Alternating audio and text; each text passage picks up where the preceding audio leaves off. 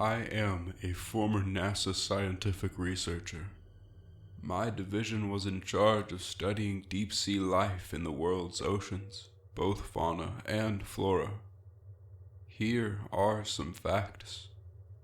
70% of the world is ocean, and the deepest part of the ocean is not the Mariana Trench. There's tons of underwater cave systems further down, some of them quite large. And further yet, we have not identified every life form down there. Knowing these, let me tell you why NASA fired me and a small team of fellow researchers from their oceanography division, hired completely new personnel, and switched to space exploration. In their defense, I had no interest in continuing my research. Before I begin, I want to say that most of this division actually did study underwater life forms to varying degrees. But most researchers were not involved with the life forms that my team investigated. Therefore, no information about these events has been released to the public, at least to my knowledge. I'm purposely going anonymous here for many reasons, as the US government would prefer to keep this out of the public eye, and people have disappeared for far less in my profession. On an off note, it's deeply tragic what happened recently with the submarine that imploded. I think I'm correct in my suspicion on what caused it, of course, but it's not what the public was told. Anyways, I will now detail a few incidents that I think the public needs to be aware of. Case Study 1, the Montessera oil rig diving incident. I was involved with a study that was sanctioned between NASA and a private corporation to investigate an unknown anomaly. Metal parts at the bottom of the rig had taken damage from an unknown source, and a dive team of 3 was sanctioned to investigate it. The dive did not go well. Something we'd never seen before was down there with the divers. We do not know much about it, but I can tell you what we do know. It resembles an extremely intelligent class of giant cephalopods, more intelligent than any other sea creature ever encountered. They are strong, carnivorous, and extremely large. It's theorized they purposely damaged the rig to lure humans deep down. It's unknown what they normally eat, or why they sometimes decide to target humans. But it is clear they will not hesitate to eat us. The 3 divers that were attacked had little means to defend themselves.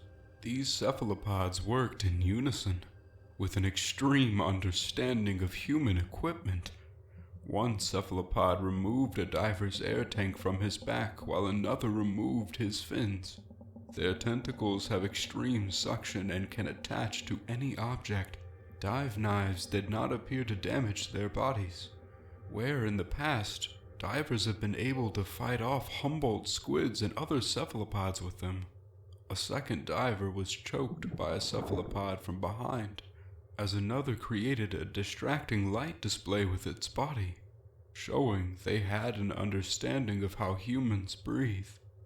Note, they can flash and take on any color as it suits them, unlike other squids, but normally they resemble a black-blue color, which is almost imperceptible at the deep depths that they live, and explains in part how they are able to avoid discovery. Of course, none of us saw them coming in the research vessel up top, and it was too late to warn anyone. The 2 divers who were attacked perished, and we could only assume that they were likely consumed. Amazingly, the 3rd diver was able to use an underwater flare to escape, and report back the events in detail. As it stands, fire is this lifeform's only known weakness. Case Study 2, USS Cyclops missing ship log recovery. What began as a normal shipwreck investigation has arguably become one of the biggest cover-ups in history. The ship's location has not been released to the public, and I agree that it should be kept secret. The beings that took that ship down should be avoided at all costs. To this day, the public does not know anything other than a US ship disappeared. Perhaps these creatures can be blamed for other missing ships, though we cannot prove that. This ship had a log that detailed the same beings encountered at the Montessera oil rig. Black, blue, giant squid-resembling entities that work in teams and can use tools of human creation.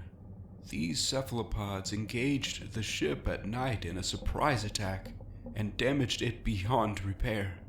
They dragged down survivors, including many from atop lifeboats, using their tentacles. They left no trace of their encounter. They are clearly incredibly strong and can easily hold humans underwater, drowning them. There's a theory that they may even derive pleasure in killing, shown by them flashing certain patterns on their bodies immediately upon the taking of a life. Although this is still just a theory. Squid theory.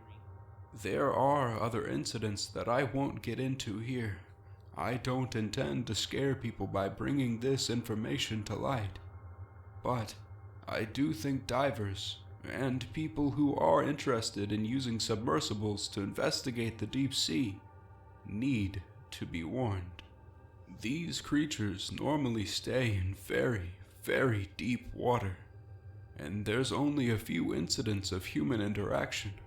For the common person, they generally pose no threat. While extremely intelligent, they have not shown the ability to create tools, only to use those which humans have made.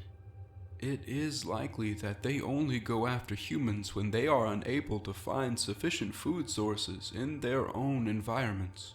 We believe them to be just another species of giant squid, albeit an extremely intelligent one. I cannot understand why our government is hiding their existence, as they are just natural sea predators like sharks and orca whales. But whatever the reason, remember this: humans are not the top predator in the deep ocean. Naturally, NASA has chosen to avoid further exploration of the deep sea, to avoid contact with these creatures until the proper measures are put in place.